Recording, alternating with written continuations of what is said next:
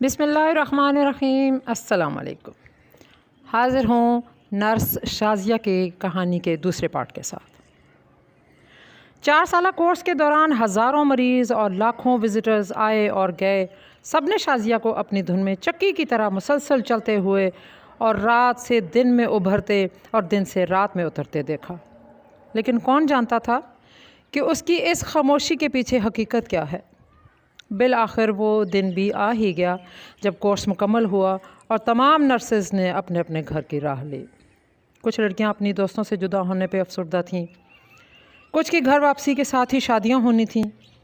آج ہاسٹل میں شازیہ کی آخری رات تھی جو اس نے آنکھوں ہی میں کاٹ دی۔ وہ اس ڈر سے نہیں سوئی کہ کہیں وہ سوئی ہی نہ رہ جائے اور رات گزر جائے۔ یہ بات اسے پل پل کاٹ رہی تھی کہ وہ صبح ہاسٹل سے نکل کے جائے گی کہاں۔ غضب کی دھوپ تھی اپنائیت کے جنگل میں، شجر بہت تھے مگر سایہ دار کوئی نہ تھا۔ ساری لڑکیوں کی طرح اس نے بھی سامان باندھا۔ صبح ہوتے ہی ہاسٹل خالی کرنے کا آرڈر ہوا۔ چیک آؤٹ کے ساتھ ہی سب اپنی اپنی منزل کی طرف چل پڑیں۔ ہر کسی کو گھر سے کوئی نہ کوئی لینے آیا ہوا تھا سوائے شازیہ کے۔ وہ سب سے آخر میں ہاسٹل سے نکلی۔ ایک ایک قدم ایک ایک من کا وزنی ہو رہا تھا۔ دن ہونے کے باوجود آنکھوں کے سامنے اندھیرا تھا۔ کسی پیاسی چڑیا کی طرح اس کے خشک ہونٹ کھلتے چلے جا رہے تھے۔ دماغ سن ہو رہا تھا، دم رکا ہی چاہتا تھا کہ کسی مہربان نے اسے آواز دی، اب کون منتظر ہے تمہارے لیے وہاں؟ اس نے مڑ کے دیکھا تو سامنے فیروز بھائی کھڑے تھے۔ انہوں نے آگے بڑھ کے اس کے ہاتھ سے بیگ لیا، قریبی بینچ پر اسے بٹھایا، پانی پلایا اور بولے، جس سامان کی کوئی منزل نہ ہو اسے باندھ کر شرمندہ کرنا جائز نہیں۔ میں نے ان 4 سالوں میں تمہارے ایک ایک پل کی خبر گیری کی ہے، تمہارے گاؤں سے سارے حالات اور رشتہ داروں کا سلوک سب کچھ معلوم کروایا ہے۔ وہاں کسی کو تمہارے ہونے یا نہ ہونے سے کوئی فرق نہیں پڑنے والا۔ میرے بہنوئی کا ایک دوست تمہارے گاؤں سے تعلق رکھتا ہے، میں نے اس کے تھرو سب کچھ معلوم کیا ہے۔ شازیہ نے کہا کہ میرا کردار اتنا کمزور نہیں ہوا اور نہ ہی میرا اللہ کی ذات پر سے ایمان کمزور ہوا ہے کہ میں مایوس ہو جاؤں اور کوئی ایسا ویسا فیصلہ لے لوں۔ فیروز بھائی نے کہا، فیصلہ تو ہو گیا، تمہارے اسی مضبوط کردار اور اللہ کی ذات پر ایمان نے ہمیں فیصلہ کرنے پر مجبور کیا ہے۔ مجھے اپنے چھوٹے بھائی کے لیے تم سے بہتر شریک حیات شاید پوری دنیا میں نہ مل سکے۔ جس آگ میں تم آج اکیلی جل رہی ہو، ہم 3 بہن بھائی بہت عرصہ پہلے جل چکے ہیں۔ ہماری زندگی بھی تم سے زیادہ مختلف نہیں ہے۔ تمہارے 4 سالہ کورس کے دوران تمہیں دیکھ دیکھ کے میری اپنی کہانی ہزاروں بار میری آنکھوں کے سامنے سے گزری ہے۔ تم اس 13 سالہ بھائی کی مجبوری اور بے بسی کو سمجھ سکتی ہو جس نے اپنی سے 7 سال بڑی بہن کی شادی کی ذمہ داری پوری کی۔ جہاں باپ فیصلے کرتے ہوئے گھبرا جاتا ہے، میں نے 13 سال کی عمر میں وہاں بیٹھ کر باپ جیسی ذمہ داری نبھائی ہے۔ نرسز تو لاکھوں آئی اور گئیں، لیکن میں اور میری بڑی بہن نے تمہیں ہی منتخب کیا ہے۔ شازیہ نے کہا، اگر میرا نصیب یہی ہے جو آپ سوچ رہے ہیں تو بھی میں ایک بار گاؤں ضرور جاؤں گی۔ فیروز بھائی نے کہا، تم ضرور جاؤ، میں تمہاری ہاؤس جاب کے لیے تقریباً 1 ماہ بعد اسی شہر کے کسی پرائیویٹ ہاسپٹل سے لیٹر بھجوا دوں گا۔ تم جاب کے لیے آنا، پھر حالات کا جائزہ لے کے جو فیصلہ مناسب ہوا وہی کریں گے۔ اس نے کہا کہ آپ کا لیٹر ملنے کے باوجود اگر میں لوٹ کے نہ آئی تو آپ سمجھ لینا کہ میرے خاندان والوں نے میرے لیے کوئی فیصلہ لے لیا ہے اور وہ جو بھی فیصلہ کریں گے مجھے منظور ہوگا۔ شازیہ کے دل سے جیسے قیامت کے وزن کے برابر بوجھ فیروز بھائی نے ہلکا کر دیا تھا۔ اسے گاؤں والی گاڑی میں بٹھایا، وہ گاؤں پہنچی، لیکن میں اپنے گاؤں پہنچا، سامنے منظر پرانا تھا۔ بنیادوں کے نشان بتا رہے تھے کہ وہاں کا بھی کوئی گھر تھا۔ خاندان والوں کی طرف سے وہی بے رغبتی، لا تعلقی، بے حسی، بلکہ مردہ ضمیری۔ اس نے لکڑیاں وغیرہ اکٹھی کیں، ایک جھونپڑی سی بنوا لی، دن وہاں گزارتی اور رات پڑوسن خالہ کے ہاں۔ پڑوسن خالہ نے بتایا کہ کئی لوگوں نے تمہارے رشتے کا پوچھا ہے لیکن کسی نے کان نہیں دھرا، الٹا رشتے والوں سے کہتے ہیں کہ کیا پتہ وہ شہر میں رہتی ہے، اس نے کہیں خود سے کوئی فیصلہ کر رکھا ہو تو ہم لوگوں کو کیا جواب دیں گے۔ حالانکہ جو شخص شہر کے لوگوں میں ڈھل سا جاتا ہے پھر اس کی بات کا لہجہ بدل سا جاتا ہے۔ تو بیٹی بہتر ہوگا کہ تم اپنے بارے میں خود ہی کوئی فیصلہ کر لو، گاؤں میں بھی کافی لوگ تمہارے بارے میں سوچتے ہیں۔ 1 ماہ گزر گیا، خدا کا کرنا ایسا ہوا کہ اسی دوران کسی پراپرٹی کی خرید و فروخت کی غرض سے بڑے ماموں بھی گاؤں آ گئے۔ شازیہ کو ایک امید کی کرن دکھائی دی کہ بھلے فیصلہ فیروز بھائی کے مطابق ہی ہو جائے، لیکن کوئی فیملی کا بڑا اگر یہ فیصلہ کر دے تو اس کی لاج بھی رہ جائے گی۔ لیکن خلاف توقع ماموں چند گھڑیوں کے مہمان کی طرح آئے، نہ جی بھر کے دیکھا نہ کچھ بات کی، بڑی آرزو تھی ملاقات کی۔ اس پہ ستم یہ کہ جاتے جاتے یہ بھی کہہ گئے کہ اب تمہاری جاب کے معاملات سٹارٹ ہو جائیں گے، ورنہ چند دنوں کے لیے میرے ساتھ کراچی چلی جاتی۔ لو جی، بات ہی ختم ہو گئی۔ اور حسب وعدہ فیروز بھائی کا بھجوایا ہوا لیٹر بھی آ پہنچا، یعنی ہر بار بال فیروز بھائی کے کورٹ میں ہی جاتی دکھائی دی۔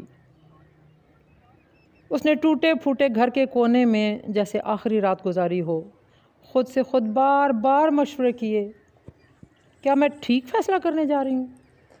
اگر ٹھیک ہے اور میں نے ہی کرنا ہے تو بھی خاندان والوں کو مطلع کر دوں، ان کا کیا رد عمل ہوگا؟ وہ اسے میری بے بسی کا فیصلہ سمجھ کے میرے ساتھ ہمدردی کریں گے یا میری انڈرسٹینڈنگ کہہ کر کہانیاں گڑھیں گے؟ آج کی رات تو ہاسٹل میں گزاری ہوئی اس آخری رات سے بھی کٹھن تھی۔ بالآخر خود کو یہ کہہ کر تسلی دی کہ زندہ رہنا ہے تو حالات سے ڈرنا کیسا، جنگ لازم ہو تو لشکر نہیں دیکھے جاتے۔ آپ خود ہی فیصلہ کیجئے کہ میدان ہمارا ہو اور بازی کوئی دوسرا لے جائے، ہمارے لیے ڈوب مرنے کا مقام نہیں ہے۔ جو فیصلہ آج اس کے اپنوں کے کرنے کا تھا، پتہ نہیں کون کرنے جا رہا تھا۔ وقت کی مٹھی میں تمام فیصلے پہلے سے طے شدہ ہوتے ہیں۔ یہ صرف ہمارا امتحان ہوتا ہے کہ ہم اس وقت کیا کردار ادا کرتے ہیں۔ بیٹیوں کو تو ویسے بھی تمام معاملات کو تقدیر کے مرہون مانا سمجھا جاتا ہے، اس لیے جہاں ہماری ضرورت ہو وہاں اپنا کردار نیک نیتی سے ادا کر دینا چاہیے۔ آج ایک طرف مرے ہوئے ماں باپ کی لاج کا خیال دل پہ چھریاں چلا رہا تھا تو دوسری طرف غیر محفوظ مستقبل کا خوف کچوکے لگا رہا تھا۔ آخر فیصلہ فیروز بھائی کے حق میں ہوا۔ صبح والدین کی قبروں پہ گئی، شاید چپکے سے انہیں کچھ بتایا ہو، اور گاؤں سے یہ کہہ کر رخصت ہوئی کہ اس کی جاب سٹارٹ ہو رہی ہے اور ممکن ہے کہ اسے کوئی اچھا موقع مل جائے اور وہ ملک سے باہر چلی جائے اور وہ واپس آ کر یہیں والدین کے مکان کی جگہ نیا گھر بنائے گی۔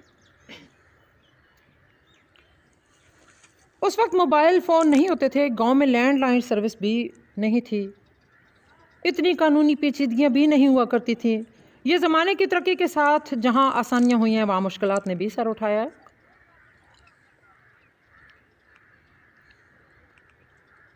وہ گاؤں سے رخصت ہوئی، کوئی گرمی سردی دیکھنے میں نہیں آئی۔ ہسپتال پہنچی، سروس کے معاملات سلجھائے۔ اگلے ہفتے فیروز بھائی اپنی پوری فیملی لے کر آئے۔ اپنے ہسپتال سے شازیہ کے جاننے والے بہت سے ڈاکٹرز اور نرسز، سٹاف نرسز موجودگی میں فیروز بھائی کے چھوٹے بھائی الیاس کا اور شازیہ کا نکاح ہو گیا۔ یوں محسوس ہوا جیسے کسی رحمت کے فرشتے نے اس کی زندگی کو اپنے پروں کی حفاظت میں لے لیا ہو۔ اس کی گاؤں والی پڑوسن خالہ کہا کرتی تھی کہ والدین کی زندگی میں ہی بیٹیوں کے نصیبوں کے فیصلے ہو جائیں، یہی سب سے بڑی خوش قسمتی ہوتی ہے، ان کے بعد بیٹیاں بے وزن ہو جاتی ہیں۔ آج اس نے اپنی آنکھوں سے اپنے اوپر ہر بات پوری ہوتی دیکھی تھی۔ زندگی نشیب و فراز کے ساتھ رواں دواں تھی۔ 9 سال گزر گئے۔ اللہ نے 2 بیٹے اور 1 بیٹی عطا کی۔ زندگی کے میلے میں جیسے سب ایک دوسرے سے کھو گئے تھے، حالانکہ کوئی کہیں نہیں گیا، سب اپنے اپنے مقام پر موجود تھے۔ اسی دوران 2005 کے زلزلے نے ملک گیر تباہی مچائی۔ گاؤں دیہاتوں اور خاص طور پہ پہاڑی علاقوں میں بہت نقصان ہوا، لیکن اس کا کون تھا؟ کس کی فکر میں وہ گاؤں بھاگی چلی جاتی؟ قریباً 2 ماہ بعد اس نے ایک اخبار میں کالم پڑھا کہ اس کا گاؤں جس علاقے میں واقع تھا وہاں زلزلے سے زمین میں کچھ اس طرح دراڑیں پڑ گئی ہیں کہ قبریں تک پھٹ گئی ہیں۔ اسے ایک دم سے اپنے والدین کی قبروں کا خیال آیا۔ اس نے گھر والوں سے اجازت لی اور قبروں کی خبر گیری کی غرض سے گاؤں کا رخ کیا، لیکن میں اپنے گاؤں لوٹا تو اس بار منظر پرانا نہیں تھا۔ جہاں بجا ملبے کے ڈھیر بتا رہے تھے کہ یہاں کبھی اس کے چچا لوگوں کے بڑے بڑے گھر ہوتے تھے، جن کے گرنے سے خود ایک چچا اور ان کی ایک بہو اور 3 پوتے پوتیاں اللہ کے حضور جان دے گئے تھے۔ ایک چچا زاد کی دونوں ٹانگیں ٹوٹی ہوئی تھیں۔ اپنے والدین کے گھر کی طرف نظر کی تو وہ جھونپڑی جوں کی توں کھڑی تھی۔ اس کی اوٹ میں چاچی اور پھوپھی بیٹھی گئے دنوں کی یاد میں اداسی سے آہیں بھر رہی تھیں۔ وہ ان سے جا کر ملی۔ پوچھنے اور بتانے کو تو 9 سالوں کی آپ بیتیاں دونوں طرف موجود تھیں، لیکن نہ حوصلہ تھا نہ موقع۔ خاموشی سے والدین کی قبروں کی طرف گئی۔ جو اخبار میں پڑھا سب کچھ ویسا ہی تھا۔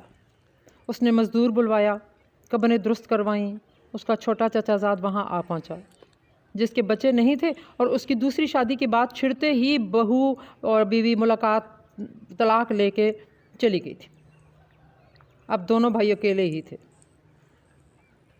اس نے جیسے ہی شگوں کا آغاز کیا تو شازیہ کی طرف سے خاموش رہنے کا اشارہ ہوا۔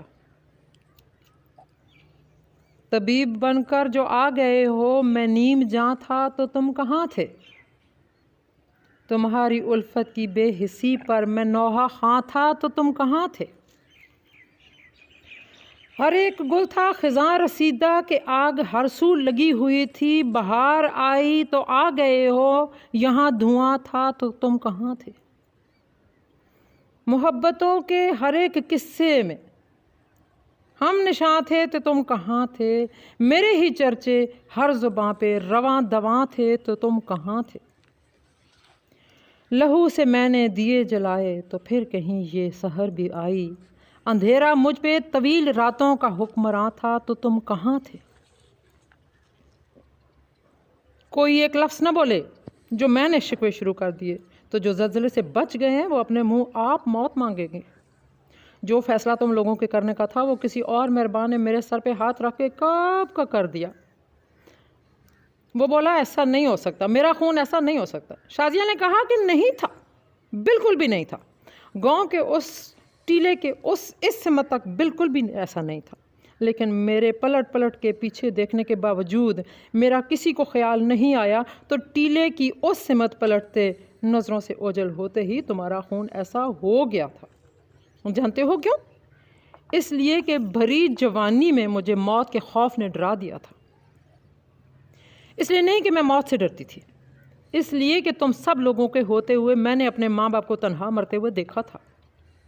میرا کوئی جذبہ، میری کوئی ادا تم لوگوں کو قائل نہ کر سکی۔ بہت بے آبرو ہو کر تیرے کوچے سے ہم نکلے۔ ایک بات کی سمجھ نہیں آتی، کسی اپنے سے متعلق، اور وہ بھی ایسے مجبوری کے مارے ہوئے اپنے سے متعلق ایسا سلوک روا رکھنے والوں کو ہم اپنا کہہ سکتے ہیں؟ یا ان لوگوں کو چین کی نیند آ جاتی ہوگی؟ ان کا نوالہ حلق سے اتر جاتا ہوگا؟ وہ کبھی آئینے کے سامنے کھڑے ہو کے خود سے نظریں ملا سکتے ہوں گے؟ سوچئے گا ضرور کہ ہماری جس بے حسی اور مردہ ضمیری پہ کسی انسان کا دل اتنا دکھتا ہو تو ہمارے رب کو کتنا ناگوار گزرتا ہوگا۔ خوش رہیں، خوشیاں بانٹیں، درود پڑھتے رہیں، اور زندگی کبھی آپ کو فرشتے سے بہتر ہونے کا موقع دے تو وہ موقع ضائع کبھی مت کریں کہ میدان حشر میں کوئی تو آگے بڑھ کے یہ کہہ دے کہ میرے اللہ اس کی مشکل آسان کر دے، اس نے زندگی میں میری کوئی مشکل آسان کی تھی۔ بہت بہت شکریہ۔ اللہ کی امان۔